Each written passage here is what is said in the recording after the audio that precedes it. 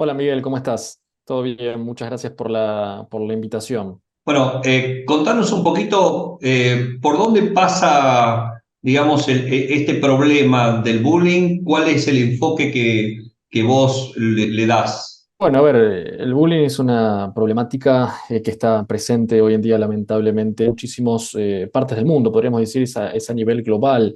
Y, por ejemplo, en las estadísticas de este año y del 2022, Argentina está en quinto lugar a nivel mundial, con 50.000 casos, ¿no? Teniendo a México en el puesto número uno y Estados Unidos en el puesto número dos.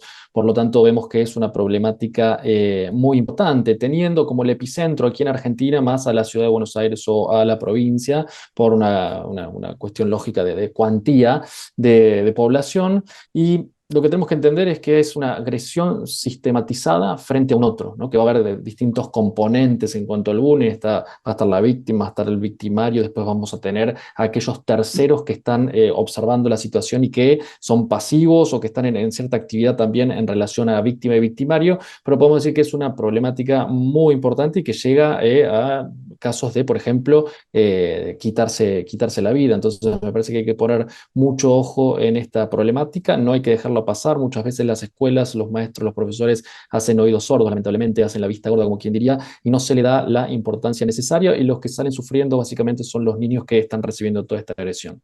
Uno aprende de los padres ciertas conductas, uno aprende de la sociedad ciertas conductas y después eventualmente decide Exacto. aplicarlas o no.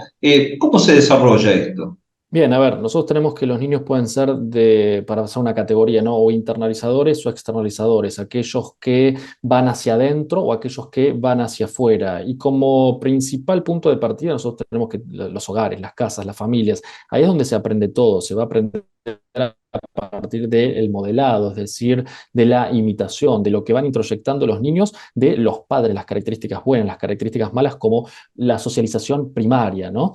Entonces, la socialización secundaria, el club, la escuela, los amigos, lo que va a hacer en cierto punto es la proyección de aquello que han aprendido. Entonces, si nosotros tenemos niños que por una situación de angustias, de propia historia temporal, cronológica de lo que viven en sus casas, no tienen manera de expresión, no tienen maneras de ir sanando o elaborando esto, lo que terminan haciendo es proyectar una relación de poder frente a un otro que tienen como un olfato, aquellos que van a agredir, aquellos que van a actuar la agresión, de tomar el punto, aquella persona que tiene alguna característica de sensibilidad, alguna característica de aparente vulnerabilidad, los que son más introvertidos, aquellos que no se vinculan tanto. Entonces, tienen ese olfato, los huelen y van a apuntar directamente a ellos, como hablando simplistamente, como una manera de descarga de la propia agresión, de esa pulsión agresiva, teniendo todos, ¿no? Esta lucha entre Eros y Tánatos, podríamos decir. Entonces expresan justamente toda la agresión en aquel otro por lo que recibido también. Entonces empiezan a dar lamentablemente estas dinámicas. Cuando de repente uno habla de bullying, piensa en quien recibe justamente el maltrato, ¿no? Algo le habrán hecho o no es así, hay una como una negación también a ciertas conductas.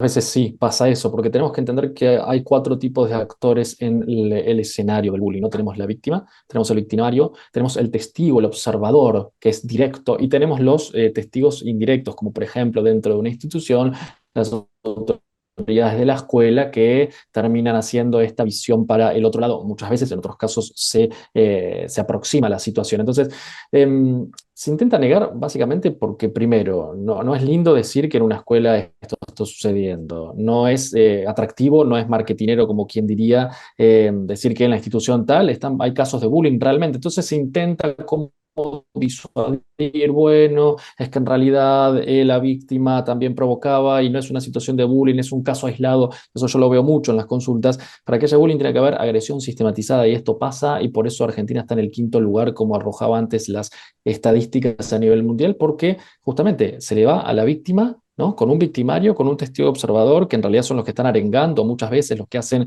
que esa escena se siga actuando, y después tenés el testigo justamente indirecto que no termina haciendo muchos casos nada, hace la vista gorda, porque en ciertos casos no conviene que esto se salga a la luz, y creo que hay que visibilizarlo. La gente tiene que saber, tiene que entender cómo funciona, tiene que saber las características y sobre todo observar a los niños. Bueno, están teniendo conductas distintas, cómo está, quiere ir a la escuela, no quiere ir, tiene amigos, no tiene amigos, cómo se vincula, cómo habla, cuáles son aquellas expresiones más inconscientes también. Bueno, me parece que hay que poner mucha visión sobre ellos.